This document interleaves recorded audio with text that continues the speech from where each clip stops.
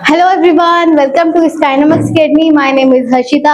हम बेटा आज पढ़ने वाले हैं या आज समझने वाले हैं जो आपका बोर्ड्स एग्जाम है, ठीक है। आईसीएसई बोर्ड का 10th क्लास आईसीएसई बोर्ड के जो बोर्ड एग्जाम से स्टार्ट होंगे आपके फरवरी में, तो उसके अकॉर्डिंगली बेटा आपकी मार्किंग स्कीम क्या होती है, ठीक है। कौन से चैप्टर से आपका क्या क्या वेटेज आता है, ठीक है। कौन से चैप्टर में आपके कितने मार्क्स के क्वेश्चन आते हैं, तो आज हम वो पॉइंट ऑफ व्यू समझेंगे कि क्या क्या होता है आपका उसके रिगार्डिंग, ठीक है। तो चलिए स्टार्ट करते हैं बेटा। तो सबसे पहले हम करेंगे आपका 10th क्लास आईसीएसई बोर्ड का बायोलॉजी का सिलेबस या उनके अकॉर्डिंगली चैप्टर वाइज आपका कितना कितना वेटेज है हर चैप्टर का, ठीक है। तो जिसकी वजह से आपको पढ़ने में इजी रहेगा कि आपका कितना क्वेश्चंस कितने वेटेज का आता है, कौन से चैप्टर से आता है, ठीक है। तो उसके अकॉर्डिंगली आप डिस्ट्रीब्यूट कर सकते हो अपने चैप्टर्स को।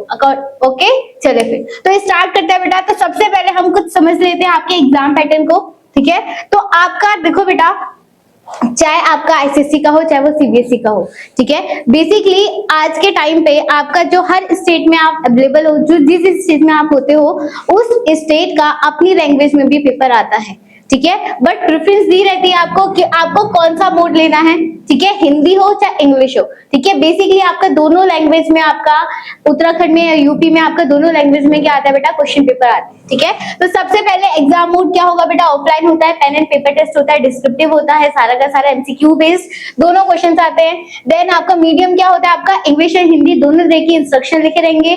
क्वेश्चन लैंग्वेज भी कहीं भी आपका दोनों लैंग्वेज में लिखा रहता है, एक्सेप्ट हिंदी को छोड़ के और इंग्लिश के पेपर को छोड़ के, और सारे एग्जाम में आपका हिंदी टू इंग्लिश दोनों लैंग्वेज में पेपर दिया रहता है, ठीक है। देन आता है बेटा आपका ड्यूरेशन कितने घंटे का होता है। तो बेसिकली बेटा हर पेपर के लिए आपको 2 घंटे का टाइम मिलेगा, ठीक है। 2 घंटे का आपको टाइमिंग मिलेगा। टाइप ऑफ क्वेश्चंस क्या रहेंगे, आपका फर्स्ट सेक्शन होता है बेटा multiple choice question, MCQ, objective types. Then उसके बाद आएंगे आपके वेरी शॉर्ट क्वेश्चंस, ठीक है। मार्किंग स्कीम के बेसिस पे कि कितना उनका कितने नंबर का क्वेश्चन आंसर लिखना है, उसके अकॉर्डिंग उसके मार्क्स गिवन दिए रहते हैं, ठीक है। देन आता है आपका लॉन्ग आंसर्स, और उसके बाद कुछ आते हैं बेटा आपकी केस स्टडी या पॉइंट ऑफ व्यू वाले क्वेश्चंस, ठीक है। तो ये आपका दे रखा है multiple choice question, MCQ, long short question, ये सारे के सारे आपके क्वेश्चन टाइप ऑफ क्वेश्चंस में आता है, ठीक है। देन आता है बेटा टोटल सब्जेक्ट। आपको पता है कि कितने टोटल सब्जेक्ट होते हैं आपके 10th में, बेसिकली 6 होते हैं, कोई एक्सेप्शन रहता है तो वो आपका एक्स्ट्रा सब्जेक्ट होता है, क्लियर। देन आता है आपका जो बेटा आईसीएसई का क्वेश्चन पेपर होता है वो हम 3 कैटेगरीज में डिवाइड करते हैं, ग्रुप 1, ग्रुप 2, ग्रुप 3, ठीक है। ग्रुप 1 जो होता है बेटा वो 4 कंपलसरी सब्जेक्ट्स होते हैं आपके। देन आता है ग्रुप 2 में आपके 2 ऑप्शनल सब्जेक्ट्स होते हैं, एंड देन ग्रुप 3 जो होता है उसमें 1 ऑप्शनल सब्जेक्ट होता है, ठीक है। तो इसके रिगार्डिंग आप ऑप्शन जो आपके 2nd एंड 3rd होता है बेटा, इसमें आप ऑप्शन ले सकते हो। ऑप्शन देते हैं आपको कि कौन सा सब्जेक्ट आपको पसंद होगा, उसके अकॉर्डिंगली आप कर सकते हो। अभी तक आपने देख लिया होगा, ठीक है। बट जो फर्स्ट वाला ग्रुप होता है ना वो कंपलसरी होता है सबके लिए। देन आता है बेटा आपके टोटल मार्क्स कितने होते हैं क्वेश्चन पेपर का, तो 100 टोटल मार्क्स होते हैं, ठीक है। अब ये आता है आपका बेटा कि आपके कैसे डिवाइड होते हैं। आपने देखा होगा कि आपके जो सब्जेक्ट्स होते हैं बेटा, जैसे साइंस का सब्जेक्ट होता है उसमें प्रैक्टिकल भी होता है एंड थ्योरेटिकल भी होता है, ठीक है। तो आपका प्रैक्टिकल मार्क्स कितने होते हैं और थ्योरेटिकल मार्क्स कितने होते हैं, तो ये आपका डिवाइडेड है। सबसे पहले आता है बेटा आपका थ्योरी एग्जाम जो होता है वो बेसिकली आपका किसमें आएगा बेटा, 50 मार्क्स का होगा टोटल, ठीक है। जो आपका पूरा का पूरा मार्क्स का होता है बेटा वो 50 मार्क्स का होगा, ठीक है। देन आता है आपका इंटरनल असाइनमेंट जो होते हैं आपके, ठीक है। जो आपको इस पूरे साल भर असाइनमेंट दिए जाते हैं वो आपके 50 मार्क्स के होते हैं। तो इस तरीके से आपका मार्क्स क्या होता है बेटा, डिस्ट्रीब्यूट होता है। अब ये डिपेंड करता है कि आपका स्कूल कितने मार्क्स का आपका एग्जाम पेपर बनाता है और कितने मार्क्स का आपका देता है। बट अगर मैं बोर्ड्स की बात करूं, बोर्ड्स के लिए आपका सबका सेम रहता है पैटर्न, ठीक है। जो आपके हाफ ईयरली है या फिर आपका इंटरनल है वो डिपेंड करता है कि आपका स्कूल कैसे करवाता है, ठीक है। बट जो आपका बोर्ड एग्जाम होगा आईसीएसई बोर्ड का वो सारे ऑल ओवर द इंडिया में सबका सेम ही रहता है पैटर्न, ठीक है। और सबके मार्क्स उतने ही डिस्ट्रीब्यूट होते हैं, ठीक है। आप सबको पता है आपके पासिंग मार्क्स कितने होंगे, 33% होते हैं हर सब्जेक्ट में। अगर आप इतने आपके मार्क्स है तो आप पास हो क्लियरली, ठीक है। कंपार्टमेंट में नहीं आएगी, नहीं आप फेल होगे, क्लियर। चलिए फिर अब आ जाते हैं मेन पॉइंट में, ठीक है। आपका मेन पॉइंट क्या आता है, अगेन वही चीज दे रखी है आपको सेक्शन वाइज। अब आता है क्वेश्चन पेपर के अकॉर्डिंगली। टोटल बेटा आपका जो पेपर होता है वो कितने मार्क्स का होता है, अगर पूरा हम टोटल देखें कि कितने मार्क्स में आपको मार्क्स दिए जाते हैं तो 100 मार्क्स का होगा।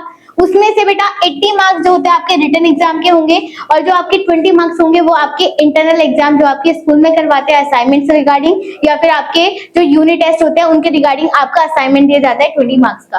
तो इस तरीके से आपका 100 मार्क्स डिस्ट्रीब्यूट कर रखे हैं। देन आता है बेटा आपका ड्यूरेशन कितना रहेगा, आपका 2 आवर्स का ड्यूरेशन रहेगा। क्वेश्चन पैटर्न क्या रहेगा, ठीक है, जो आपका क्वेश्चन पेपर आता है उसमें कितने सेक्शन रहेंगे और क्या क्या डिवाइड होगा।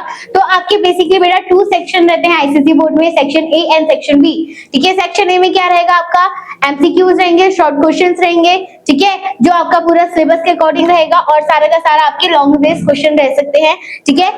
बेसिकली जो आपका सेक्शन ए होता है इसके अंदर एमसीक्यू बेस्ड, असर्शन रीजन, ठीक है, और या फिर आपके शॉर्ट क्वेश्चन जो होंगे वो रहता है, जो कि आपका 40 मार्क्स का रहता है, ठीक है। देन सेक्शन बी में बचे हुए 40 मार्क्स होंगे, जिसके अंदर आपके लॉन्ग क्वेश्चंस आएंगे, ठीक है, आपके डायग्राम बेस्ड क्वेश्चन आएंगे या फिर कॉन्सेप्ट बेस्ड क्वेश्चंस आएंगे। क्लियर। तो बेसिकली आपके ये 2 सेक्शन में डिवाइड हो चुका है, और जो आपका बचे हुए 20 मार्क्स होंगे वो क्या होते हैं, आपके जो पूरे साल भर आपने असाइनमेंट्स बनाए हैं उसके अकॉर्डिंगली आपके मार्क्स डिवाइड रहते हैं 20 मार्क्स के। क्लियर। चलिए फिर ये हो गए आपकी बेटा मार्किंग स्कीम के हिसाब से। अब आ जाते हैं जो आपका सिलेबस है, ठीक है, बायोलॉजी का आईसीएसई बोर्ड में जो आपका सिलेबस है उस सिलेबस के अकॉर्डिंगली किस किस चैप्टर में आपका कितना कितना वेटेज होता है क्वेश्चन का, उसके अकॉर्डिंगली आप समझ सकते हो कि आपका कौन सा इंपॉर्टेंट है कौन सा नहीं है, और कितने क्वेश्चंस किस चैप्टर से आते हैं। क्लियर। तो सबसे पहले यूनिट है बेटा आपकी बेसिक बायोलॉजी, ठीक है। बेसिक बायोलॉजी में आप क्या पढ़ते हो, जेनेटिक्स के बारे में पढ़ रहे हो, सेल्स के बारे में पढ़ रहे हो, तो ये सारे के सारे आपके हैं, ठीक है। तो फर्स्ट में जो आपका फर्स्ट चैप्टर है बेटा बायोलॉजी का, उसमें क्या है, आपका सेल के बारे में बता रखा है, फिर स्ट्रक्चर ऑफ क्रोमोसोम या सेल डिवीजन के बारे में। तो उसके अंदर बेटा आपका सेक्शन ए की बात करूं मैं, शॉर्ट की एमसीक्यू की, उसमें से आपके सिर्फ 2 क्वेश्चन आएंगे, और जो आपका सेक्शन 4 होगा उसके अंदर बेटा 9 क्वेश्चन आते हैं इससे रिगार्डिंग ही, ठीक है। तो आपके जो सेकंड वाला फर्स्ट यूनिट है इसमें आपके सेक्शन बी में से 9 क्वेश्चंस आ रहे हैं, तो इसका वेटेज ज्यादा होगा, और टोटल मार्क्स कितने बैठ रहे हैं बेटा, आपके 11 मार्क्स का पूरा वेटेज है इस क्वेश्चन का, ठीक है, इस चैप्टर का। देन आती है second unit plant physiology. Plant physiology के अंदर आपके बहुत सारे चैप्टर्स है, एब्जॉर्प्शन बाय रूट्स, फोटोसिंथेसिस, ठीक है, देन ट्रांसपिरेशन, और एक है आपका केमिकल कोऑर्डिनेशन ऑफ प्लांट्स। तो प्लांट फिजियोलॉजी के अंदर आपके 4 चैप्टर्स हैं।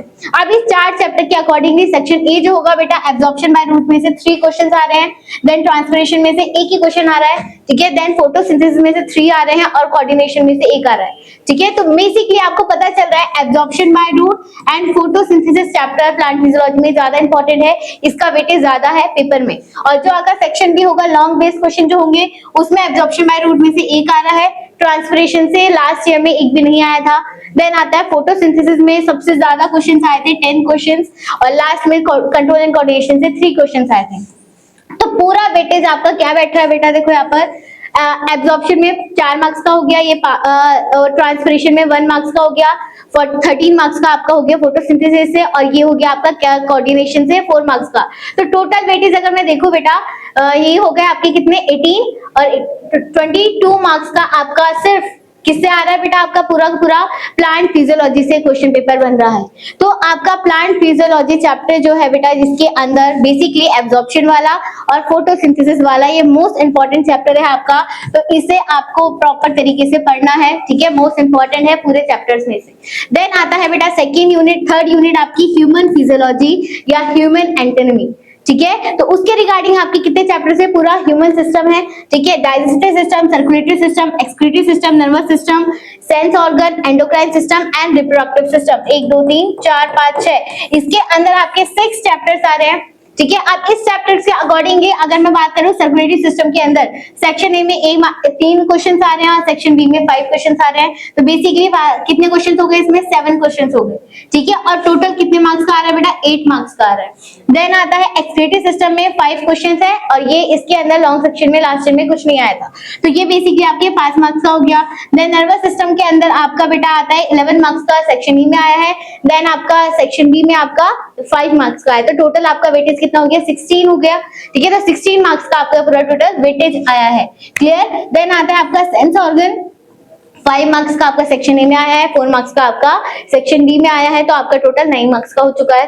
ठीक है, एंडोक्राइन सिस्टम में सिर्फ आपका सेक्शन ए में आ रखा था। ठीक है, सेक्शन ए में कुछ नहीं आ रखा है। देन रिप्रोडक्टिव सिस्टम में मोस्ट इंपॉर्टेंट चैप्टर है ये आपका, सेक्शन ए में 2 मार्क्स का आ रखा है, सेक्शन बी में 6 मार्क्स का आ रखा है। तो बेसिकली बेटा आपका सबसे ज्यादा इंपॉर्टेंट वेटेज इन दो चैप्टर्स के रिगार्डिंग है, plant physiology and human physiology. ठीक है, और ह्यूमन फिजियोलॉजी के अंदर भी आपको कौन से चैप्टर अच्छे से पढ़ना है। देखो, अगर मैं प्लांट फिजियोलॉजी की बात करूं तो absorption by roots and photosynthesis, ये दोनों इंपॉर्टेंट चैप्टर आपको डिटेल में पढ़ने हैं। और जो ये दोनों है इसमें आपको बस छोटे छोटे टर्म्स पढ़नी है जो इंपॉर्टेंट पॉइंट ऑफ व्यू में होगी। देन इस वाले में आ जाता है ह्यूमन फिजियोलॉजी में आपका मोस्ट इंपॉर्टेंट होगा बेटा circulatory system, nervous system and reproductive system. ठीक है, ये आपके 3 चैप्टर मोस्ट इंपॉर्टेंट है। इन चैप्टर में से आपको बहुत इंपॉर्टेंट क्वेश्चंस करने हैं। ठीक है, और इन दोनों की वजह से आपका वेटेज ज्यादा हो रहा है क्वेश्चन का।